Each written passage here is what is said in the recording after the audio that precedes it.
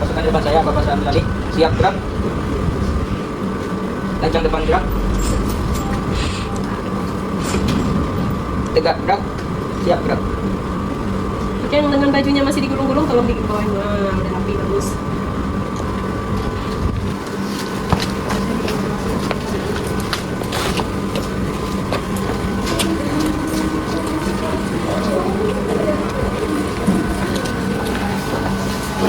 Assalamualaikum. Coba perhatikan dulu nak di bawah ada sampah atau tidak. Kalau tidak ada sampahnya kita mulai pembelajarannya. Tapi kalau rasanya ada sampah, tolong dipilih dulu sampahnya, dibuang dulu tempat sampah ya. Bagaimana kabarnya hari ini? Alhamdulillah luar biasa. Tetap semangat Allah. Nah, sebelum kita mulai pembelajarannya, alangkah lebih baiknya kita awali dulu dengan membaca doa. Silakan ketua kelas dipimpin perdoanya. Bersiap. Berdoa mulai. Bismillahirrahmanirrahim. Rabbi shrahli sadri wa yassir li amri wahlul 'uqdatam min lisani yafqahul qawli. Rabbi zidni ilma warzuqni fahma. Amin. Kita lanjutkan dengan tahfiz. Silakan Anda buka Al-Qur'annya, dihafalkan lanjutan dari Quran surah Al-Baqarah kemarin sampai 10 ya. Kita lanjut ayat 11 sampai ayat 13. Yang sudah hafal boleh langsung disetorkan di buku. Oke, yang sudah hafal boleh disetorkan ke ibu di depan. Bagus.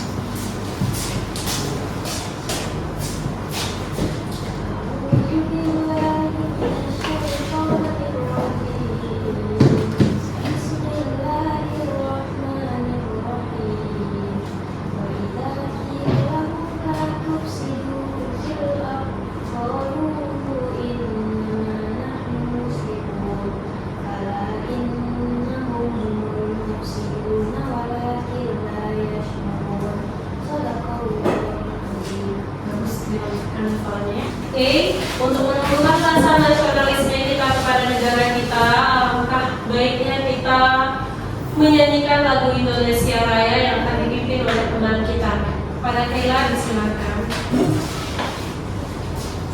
Teman-teman seakan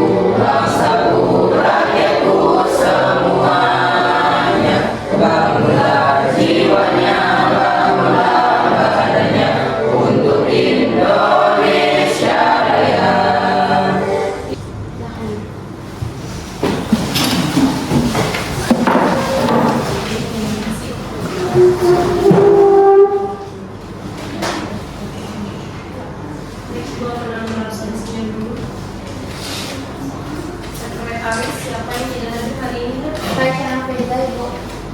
Mana? Izin Ibu ada ke kalian. Di sini.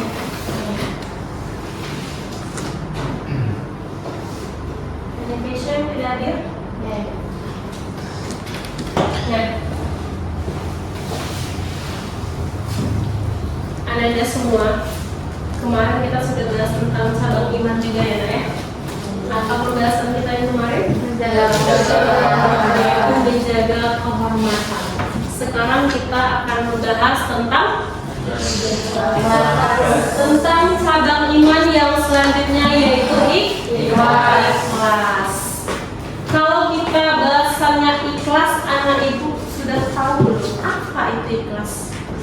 sudah pernah nggak melakukan ikhlas dalam kehidupan sehari-hari?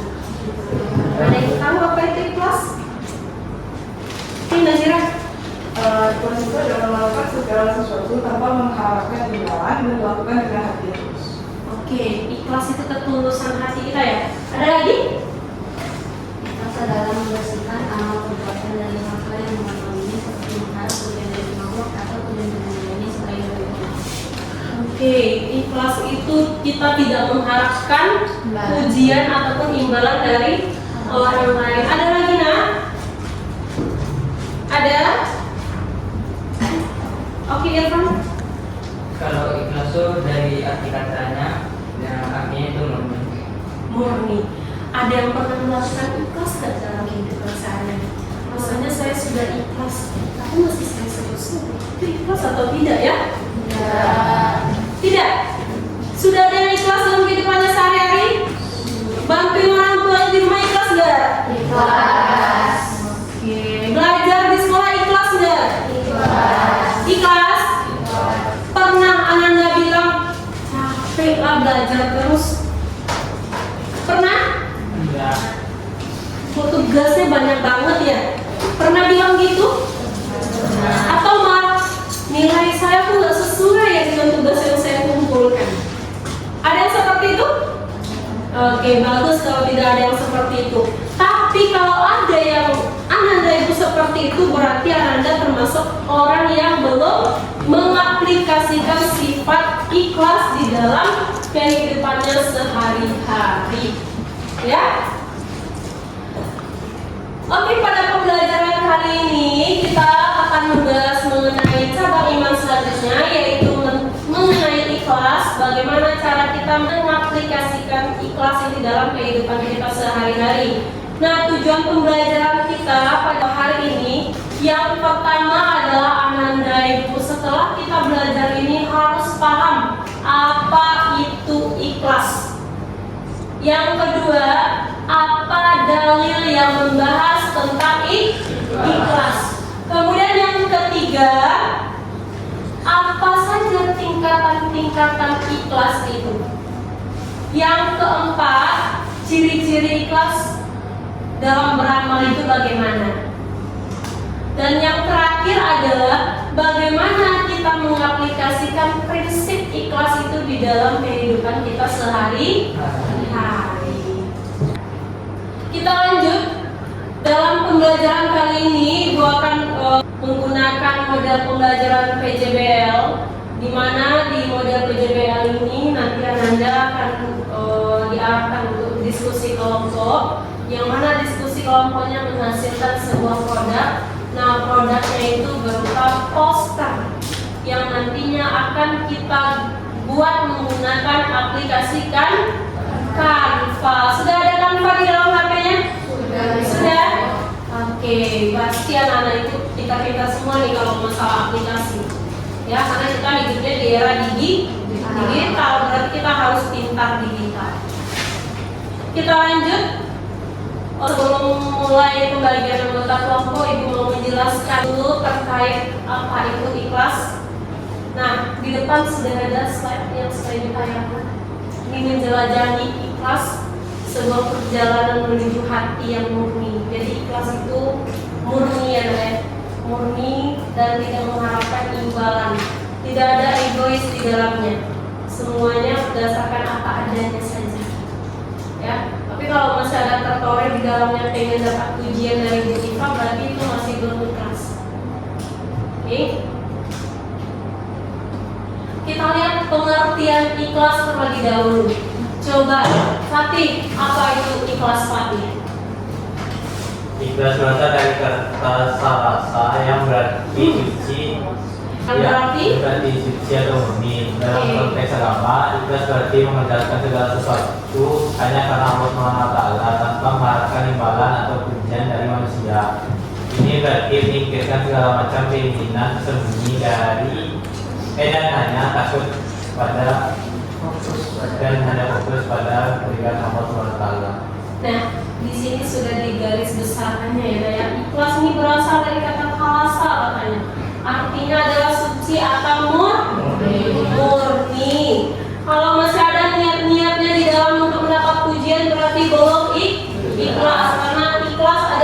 meski tidak ada di dalamnya pujian atau semacamnya. Nah, ibaratnya ikhlas itu seperti ini. Bening, tidak ada di dalamnya campuran, tidak ada niat buruk, tidak ada kotoran ataupun segala sesuatu yang beriming-imingkan dengan pujian. Bagaimana dengan orang yang beriming-iming pujian? Nah, seperti ini dia ikhlas katanya ya, katanya dia ikhlas, padahal di hatinya pengen pujian, pengen dapat nilai tinggi dari Potifar, kemudian punya banyak teman, kemudian nanti bisa diajak makan sama ulul. Begitu. Kalau kita ikhlasnya ada yang murni dan ada yang pujian di dalamnya. Yang ikhlasnya bagaimana? Yang tidak ada pujian di dalamnya, tidak ada ego di dalamnya. Yang hanya ada di dalamnya hanyalah kesucian dan kemurnian. Kita lanjut. Dalil ikhlas sesuai dengan Quran surah Al-Bayyinah ayat 5. Coba dibacakan naskah. Jadi maksud dari Quran surah Al-Bayyinah ayat 5 itu yang berarti dan mereka tidak disuruh kecuali supaya menyembah Allah dengan memurnikan ketaatan kepadanya dalam menjalankan agama dengan lurus, dan supaya mendirikan sholat dan menunaikan zakat, dan itulah agama yang lurus. Makna dari ayat tersebut, ayat ini menegaskan bahwa tujuan utama dalam beribadah adalah untuk mendapatkan keridhaan Allah Subhanahu wa taala. Keikhlasan menjadi inti dari ibadah, yaitu melepaskan segala bentuk keinginan duniawi dan hanya fokus pada Allah Subhanahu wa taala. Nah, ikhlas itu sudah dijelaskan dalam Quran surah Al-Bayyinah ayat 5. Nanti anak ibu setelah ikhlas ini akan bertemu dengan sifat malu dan juga sifat sujud. Sekarang kita membahas tentang ikhlas. Ikhlas itu dijelaskan dalam Quran surah Al-Bayyinah ayat 5. Dan mereka tidak disuruh kecuali supaya menyembah Allah. Ananda ibu tuh hanya disuruh untuk menyembah Allah saja dengan cara yang ikhlas, cara yang murni, yang tercantum di dalam Quran surah Al-Bayyinah ayat 5. Kita lanjut tingkatan ikhlas. Itu yang pertama ada taklid. Taklid itu apa? Mengerjakan ibadah karena ikut-ikutan tanpa memahami makna dan tujuannya. Ada di sini yang ikut-ikutan ibadahnya. Contoh, anak ibu sholat Jumat. Sholat Jumat biar nggak kena marah sama ibu Tifa, lari-lari ke masjid. Biar nggak kena marah sama ibu Tifa. Ada nggak di dalam hatinya? Allahu Akbar, karena langsung bergegas ke masjid, ambil wudhu tanpa diperintahkan, kemudian langsung masuk ke masjid, ambil posisi bagian di depan, sholat. Khatibnya khutbah didengarkan karena itu bagian dari 2 rakaat dari sholat Jumat. Ada nggak yang seperti itu? Kalau ada berarti anak itu sudah ikhlas dalam beribadah. Tapi kalau belum ada, berarti ananda tergolong kepada taklid, ikut-ikutan dalam hal ibadah. Terakhir itu adalah ini yang ibu minta kalian harus menerapkannya. Ini 3 ini adalah contoh tingkatan yang belum mencapai titik ikhlas. Bagaimana kalau orang yang sudah ikhlas, dia mengerjakan ibadahnya hanya karena Allah Subhanahu wa taala, tanpa mengharapkan imbalan atau pujian dari manusia. Seperti anak ibu yang sudah beribadah tanpa diperintahkan lagi. Terniat hatinya, ketika mendengarkan azan langsung sholat, langsung duduk sholat. Itu orang yang sudah ikhlas dalam beribadah. Udah, kita lanjut. Ciri-ciri orang yang ikhlas dalam beramal itu bagaimana? Yang pertama, Rehan. Yang pertama, tidak mencari pujian. Orang yang ikhlas tidak peduli dengan pujian manusia, karena tujuannya adalah untuk mendapatkan ridho Allah Subhanahu wa taala. Yang kedua, tidak berharap imbalan duniawi. Mereka tidak melakukan amal karena ingin mendapatkan keuntungan duniawi, melainkan karena ingin mendapatkan pahala di akhirat. Lalu yang ketiga, tetap sabar dan ikhlas. Meskipun amal baiknya tidak selalu mendapatkan pengakuan dari manusia, mereka tetap sabar dan istiqomah dalam menjalankan amalnya. Yang terakhir, tidak sombong. Mereka tidak sombong dengan amalnya dan selalu merasa rendah hati di hadapan Allah Subhanahu wa taala. Nah, inilah ciri-ciri orang yang dia sudah ikhlas dalam beramal. Sampai di sini ada yang mau ditanyakan ke Ibu? Tidak? Paham apa itu ikhlas? Paham? Paham apa itu dalilnya? Apa ciri-cirinya? Bagaimana tingkatan ikhlas? Dan bagaimana cara pengaplikasiannya dalam kehidupan sehari-hari? Ada yang mau ditanyakan tentang 5 poin itu? Sebelum kita lanjut, ada? Tidak? Kalau tidak ada, Ibu akan bagi kalian menjadi beberapa kelompok. Nanti silakan duduk di kelompoknya masing-masing. Kita diskusi kelompok untuk menciptakan sebuah produk berupa poster. Di posternya itu silakan di printkan, di press, ditempel di kelasnya biar bagus. Dan kalau belajar nanti ada referensinya apa? Ya, Nak ya? Oke, untuk pembagian anggota kelompok kita hitung saja ya, Nak ya. Dari kelompok 1 dulu. Ini nomor 1. 1, 2, 3, 4. 1, 3, 4. 1, 2, 3, 4. 1, 2. Oke, silakan duduk di kelompoknya masing-masing. Kelompok 1 dan kelompok 1, kelompok 2 dan kelompok 2, dan yang ketiga pada 2. Sudah, silakan keluarkan cetaknya. Kemudian coba dibuka juga HP-nya, itu sudah kirimkan di sana materi pembelajaran kita sebagai referensi untuk pembuatan posternya. Silakan dibuka HP-nya, Nak. Bagian aplikasi Canva mana? Stempelkan aplikasi Canva. Nah, masing-masing kelompok harus membuat satu produk terkait materi yang Anda dapatkan. Kelompok 1 akan membahas mengenai definisi dan juga dalil. Kelompok 2 akan membahas tentang tingkatan dari ikhlas. 4 membahas tentang praktik ikhlas dalam kehidupan sehari-hari atau dalam beramal. Dan kelompok 4 itu dia akan membahas pengaplikasian ikhlas dalam kehidupan sehari-hari atau sikap-sikap ikhlas. Prinsip-prinsip ikhlas dalam kehidupan sehari-hari. Silakan dimulai. Boleh dalam bentuk poster. Itu materinya kan sudah Ibu bagi-bagi. Silakan yang buatkan posternya yang berkaitan dengan materi yang sudah dibagi. Silakan dipahami poster yang dibuat, nanti presentasikan di depan kelas. Ya, harus dengan sangat baik dan sistematis presentasinya, tidak asal-asalan. Untuk presentasi akan Ibu acak kelompoknya ya, tidak dari kelompok 1 atau kelompok 4, tapi kita acak kelompok berapa nanti mereka yang akan tampil. Berarti semuanya harus siap tampil atau siap untuk presentasi. Ibu harap dalam diskusi kelompok itu ada kerjasamanya, karena yang akan Ibu nilai adalah kerjasama kalian, kekompakan kalian, dan juga isi dari poster yang sudah dibuat. Kreatif mungkin karena nilai kreativitas kalian juga dinilai. Oke, waktunya tinggal 5 menit lagi. Sudah bisa kita presentasi? Sudah selesai semua? Kelompok 1 sudah? 1? Udah? Kelompok 2? Sudah selesai kelompok 2? Oke, bagus. Kelompok 3? Oke, bagus. Kelompok 4? Dikit lagi.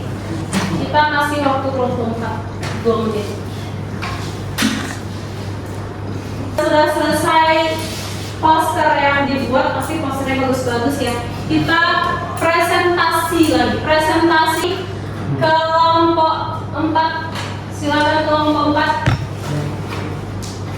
Tugasnya boleh dikirimkan ya, Nak, di WA grupnya biar kita bisa lihat bersama karya dari Ananda.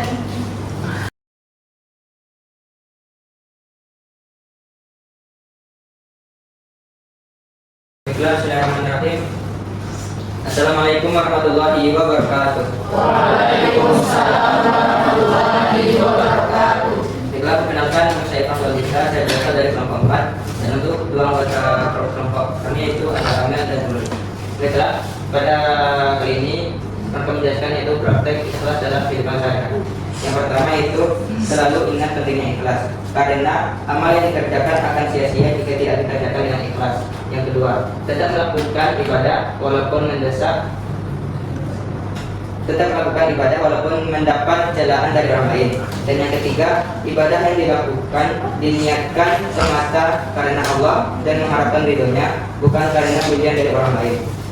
Baiklah, itulah yang dapat saya sampaikan. Apakah dari kelompok lain ada yang ingin memberikan tanggapan, kritik, saran ataupun pertanyaan?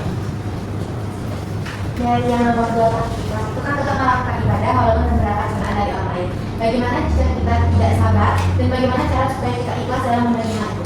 Apa yang harus kita lakukan supaya kita ikhlas menerima celaan?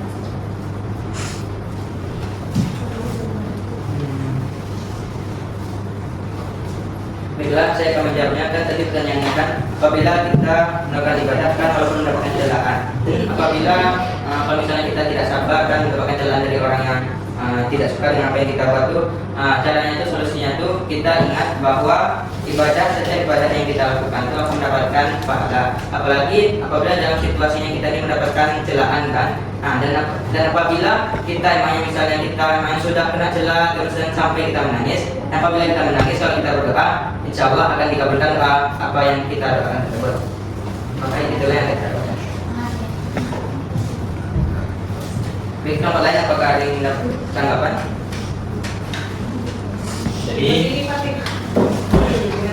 Jadi pada nomor 2 kan tetap melakukan ibadah walaupun mendapat celaan dari orang lain. Itu maksud melakukan ibadah lalu mendapat celaan itu gimana? Karena kalau tidak ibadah malah dapat pujian. Oh itu. Terima kasih. Baiklah, saya akan menjawabnya kan tetap melakukan ibadah walaupun mendapatkan celaan orang lain. Jadi ini maksudnya tuh kan apabila kita dalam melakukan ibadah itu kan bisa jadi orang yang melihat kita ibadah itu kan ini ya tidak suka kan, misalnya kan ada kita melakukan ibadah itu kan yang jarang dalam orang lain. Jadi karena yang ada jarang yang itu maka orang tidak tahu, makanya diberikannya celaan karena tidak tahu ilmunya. Terima kasih Pak. Ya. Bila sekian dapat saya sampaikan, mohon maaf bila ada kesalahan dan kekurangan. Saya akhiri dengan wabillahi taufiq wal hidayah. Wassalamualaikum warahmatullahi wabarakatuh. Waalaikumsalam warahmatullahi wabarakatuh. Nah, tadi pertanyaannya banyak sekali ya. Salah satunya pertanyaannya adalah tetap melakukan ibadah walaupun mendapatkan celaan dari orang lain. Banyak yang kita tuh beribadah, tapi orang tidak suka dengan ibadah kita. Orang itu sok taat ibadah, padahal dia itu sebenarnya tidak taat ibadah. Itu kan penglihatan dari orang lain ya. Dia tidak tahu siapa kita, bagaimana cara kita beribadah kepada Tuhan, kepada Allah, itu dia nggak tahu. Yang dia lihat hanya bagaimana kita beribadah di dekat dia. Karena emang kebetulan dia lewat. Jadi jangan diambil pusing. Kalau ada orang yang mencela kita ketika kita beribadah kepada Allah, berarti itu adalah ladang pahala untuk kita. Tingkatkan lagi ibadahnya sehingga orang itu terbiasa melihat kita beribadah menurutnya, menurut pendapat dia.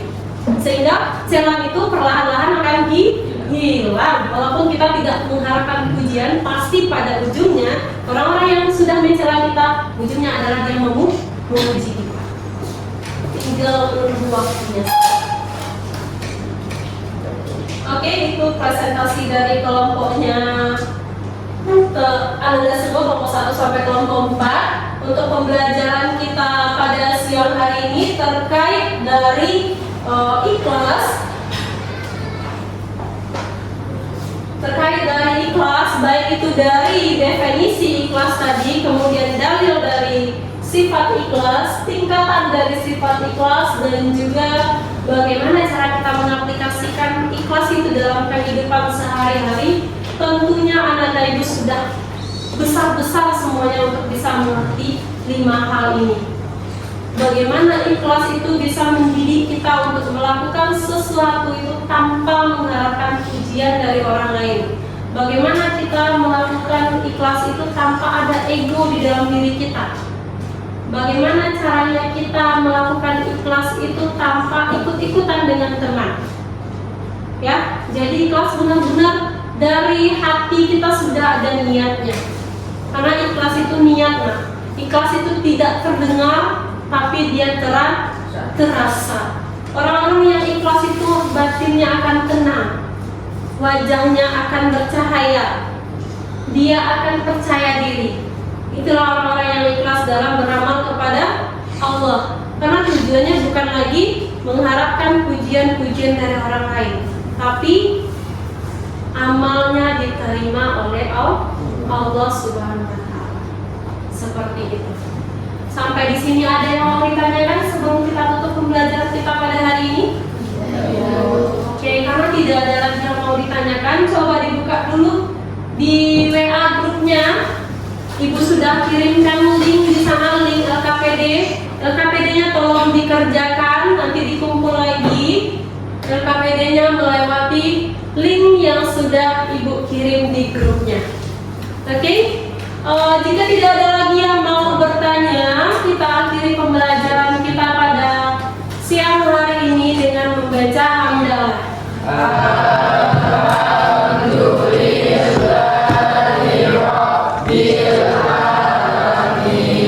Doa penutup majelis.